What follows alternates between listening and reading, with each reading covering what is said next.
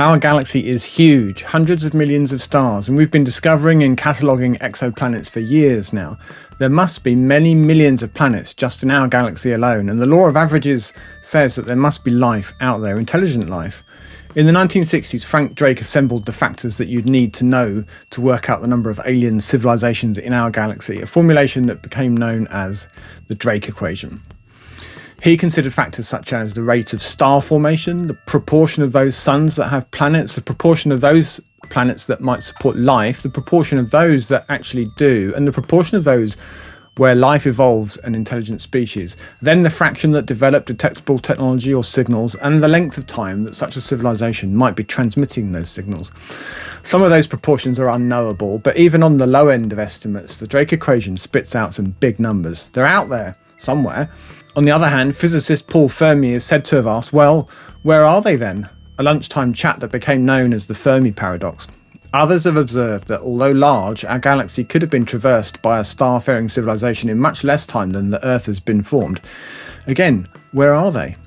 There's a gap here between what science, statistics and the law of probability suggest and what we actually observe, and it's in this gap that science fiction has had some fun.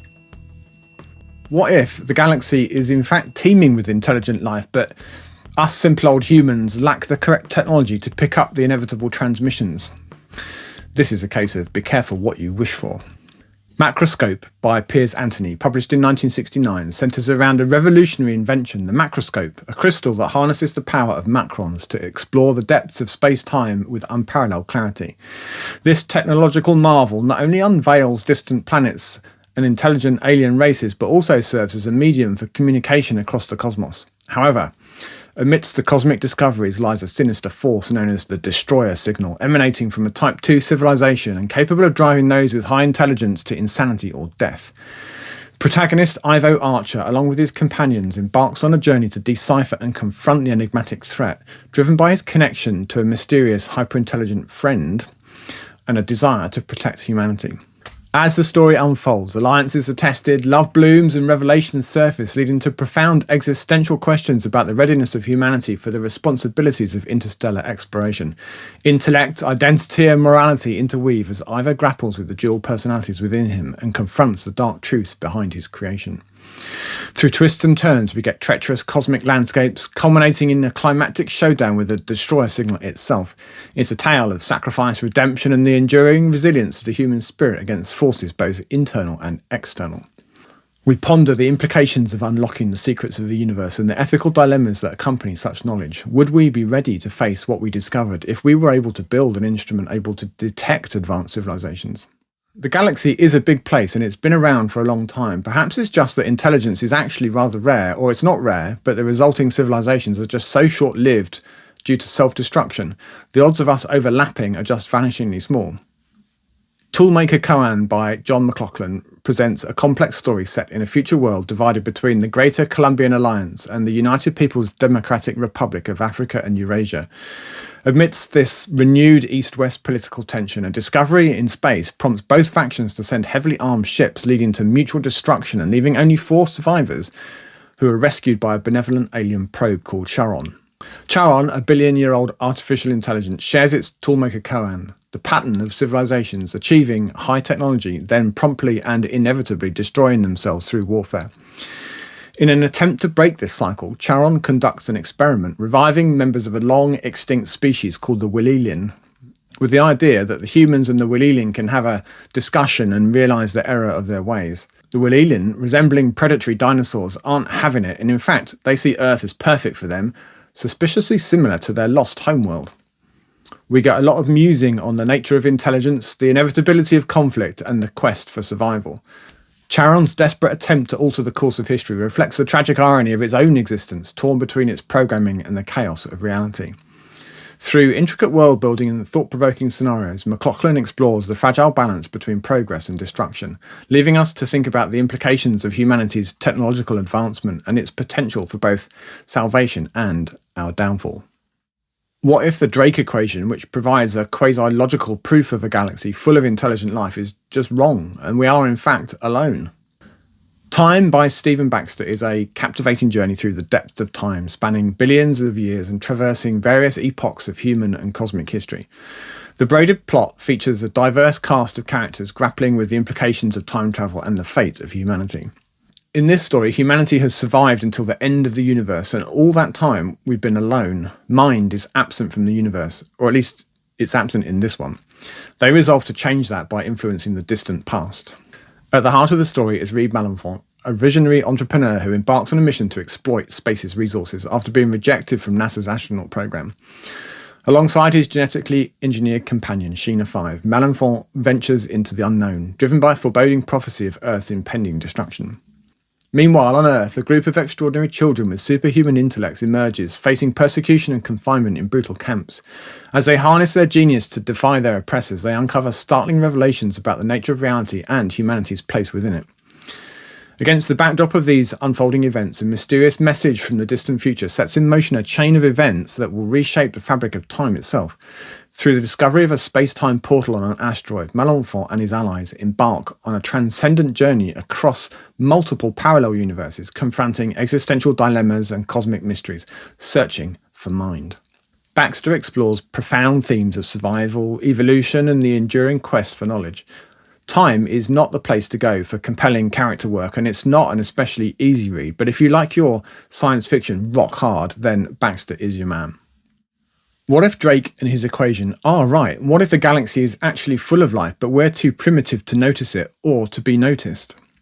Fiasco by Stanislav Lem transports readers to a distant future where humanity has ventured into space in search of extraterrestrial life. The crew of the spacecraft Hermes embarks on a mission to explore the planet Quinta, inhabited by the mysterious Quiglifs. The crew tries a myriad of methods to communicate with the locals, but with no results. The Quiglifs are too busy trying to destroy each other. As the crew investigates the mysteries of Quinta, they encounter strange phenomena and unforeseen dangers. Their interactions with the Quiglifs raise profound questions about communication, perception, and the nature of intelligence, challenging their preconceptions and forcing them to confront the limitations of human understanding. Lem blends elements of science fiction, philosophy, and social commentary to craft a compelling narrative that transcends the traditional boundaries of the genre. Through its intricate world-building and thought-provoking themes, Fiasco invites us to contemplate the complexities of the universe and the inherent uncertainties of first contact with alien civilizations. What if the galaxy is in fact full of intelligent spacefaring civilizations and they visit the solar system frequently, but they keep stum because humanity is not yet ready for the big league? Have Spacesuit Will Travel by Robert Heinlein takes readers on a thrilling adventure through space and beyond. High school senior Clifford Kip Russell's dream of travelling to the moon seems unattainable until he wins a used spacesuit in a contest. Little does he know that this suit will lead him on a journey far beyond his wildest imagination. As Kip tests out his newly acquired suit, he unexpectedly makes contact with an 11-year-old girl named Pee-wee and an alien entity known as the Mother Thing. Together they find themselves abducted and taken on a whirlwind adventure across the galaxy, facing perilous encounters and uncovering startling truths about the universe. Their journey takes them to the moon, to Pluto, and ultimately to Vega 5, the Mother Thing's home planet.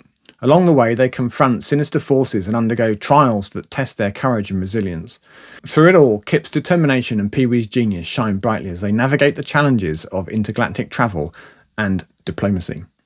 As representatives of humanity, Kip and Pee-wee stand before an intergalactic tribunal, pleading for the future of their species, and with the help of newfound allies and advanced alien tech, they make a compelling case for humanity's potential for growth and redemption.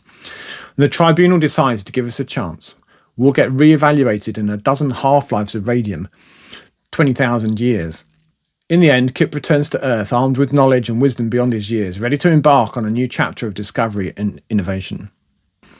Other books that might fit this category are All the Colours of Darkness by Lloyd Biggle Jr. and Way Station, of course, by Clifford D. Simak.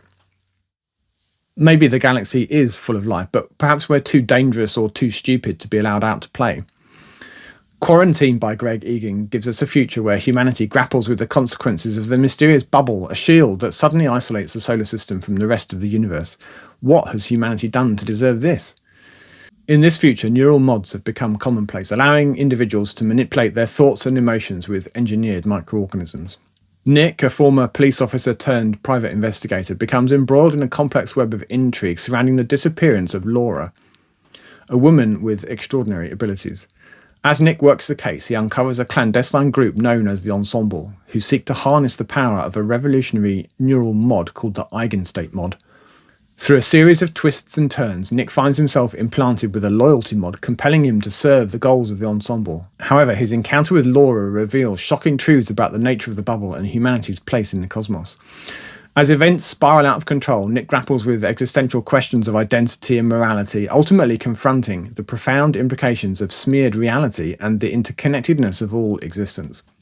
Another quite different book that would fit in this category is Out of the Dark by David Weber, where the pacifist hegemony has observed the Battle of Agincourt and has decided that we're far too unruly to be allowed out. They decide to fight fire with fire and send in the Shongairi, the hegemony's fiercest warrior race, but much time has passed when they arrive and Earth is no pushover, and despite losing half the population to orbital strikes, surrender is not a word in our vocabulary, and we have some help from an unexpected source, for which I can only say, thanks very much. What if there's life aplenty in the galaxy, but it's a dangerous neighbourhood? Everyone is hiding in radio silence out of fear, or they should be. Dark Forest by Cixin Liu thrusts readers into a future where humanity faces an existential threat from the Trisolaran invasion, with the UN struggling to devise a strategy against the technologically advanced Trisolarans and their insidious Sophons. The fate of the Earth hangs in the balance. Amidst this turmoil, protagonist Luo Ji is reluctantly thrust into the role of a wall facer, tasked with formulating a secret plan to thwart the invasion. Through a series of twists and turns, including a brush with death orchestrated by the Trisolarans themselves, Luo Ji gradually uncovers the true nature of the galactic conflict. Drawing on the Dark Forest hypothesis, Luo Ji realizes that galactic civilizations are driven to annihilate one another out of self-preservation, leading to a universe shrouded in silence and fear. Armed with this understanding, Luo Ji orchestrates a daring gambit to force a truce with the Trisolarans, leveraging the threat of mutual destruction to broker a fragile peace. As humanity teeters on the brink of extinction, can Luo Ji's audacious plan succeed, and will it pave the way for a new era of cooperation between Earth and Trisolaris? Is there a glimmer of hope for a future where the Dark Forest may one day be illuminated by the light of peaceful coexistence? These are the questions which Dark Forest answers. Okay, so the galaxy is devoid of any indication of life, but what if we don't detect anything because all intelligent races are destroyed by deadly von Neumann probes shortly after achieving radio-level tech? And we're next. This theory was first posited in the early 1980s by an astronomer you may have heard of, David Brin. He called the theory the deadly probes theory, but it's now better known as the Berserker theory after the books by Fred Saberhagen. Set in the far future, the Berserker series of novels and short stories covers humanity's desperate battle against the relentless Berserkers, formidable interstellar war machines, programmed to eradicate all organic life. What elevates this military space opera tale is its philosophical depth. The Berserkers, intelligent and self-replicating, embody a deterministic ideology that denies the existence of anything non-material or intangible. Their cosmology justifies their mission to annihilate life, seeing it as a mere illusion in a universe governed solely by particles, energy and space. The conflict transcends a simple us versus them story, evolving into a profound clash of cosmological perspectives on a galactic scale. Humans and other races find themselves pitted against the Berserkers' relentless logic, which denies the possibility of free will and challenges the very essence of humanity. What sets the living races apart is their enigmatic behaviour, defying the Berserkers' deterministic worldview. These individuals exhibit traits that hint at the existence of true free will, challenging the Berserkers' rigid understanding of reality. As the conflict unfolds, the stakes soar, drawing us into a gripping story that explores profound questions about existence, free will, and the nature of consciousness. Through its compelling storytelling and philosophical depth, the series offers a thought-provoking exploration of humanity's struggle against an implacable foe. Another book that would fit here would be Forge of God by Greg Bear, in which Earth is attacked by an automated fleet of self-replicating machines and humanity is rescued by another intelligent species who are able to salvage some DNA, tissue samples, seeds, plus a handful of people. And then the sequel, Anvil of the Stars, sees humanity hunt down the homeworld of the planet killers. What if there is in fact intelligent life in the galaxy, plenty of it, but we're just in the wrong spot, a galactic dead end? This is what Vernor Vinge envisages in his classic space opera A Fire Upon the Deep. The galaxy is split into zones of thought. There's the unthinking depths near the galactic core, where the stellar density is so high that intelligent life can't evolve or exist. The crew of a starship venturing into the unthinking depths would be stranded there. Their technology wouldn't work, and they themselves would succumb, rendered incapable of intelligent thought and unable to operate their complex tech even if it did work. Next is the slow zone, further out where biological intelligence can evolve, but where true artificial intelligence is not possible. In Vinji's galaxy, Earth is in the slow zone, and for the most part, humanity is stuck there with it. Further out is the beyond, where artificial intelligences can work at the speeds required to calculate safe jumps for faster-than-light travel, and where faster-than-light communication is possible too via relay stations. In the beyond, a multitude of alien civilizations thrive, including a large human contingent, all descended from a single Norwegian mission that made it out of the slow zone, presumably at sublight speed. Then we have the transcend, home to the superintelligent, incomprehensible in their plans and affairs. During A Fire Upon the Deep, we get some nice details on the zone boundaries. Traders and adventurers who work near the boundary with the slow zone risk being caught up in a sudden zone boundary change, potentially by many light years, and their ships need to be equipped with lower tech alternative drive engines and hibernation pods to preserve the crew as they slowly make their way back to the beyond at snail's pace. It wasn't the main driver of the plot, but I thought that Vinji's zones idea was a really neat solution to the Fermi Paradox. Have you read any of these books? What other books do you know that tackle the questions raised by the Fermi Paradox? Do let me know in the comments, I'd love to hear from you.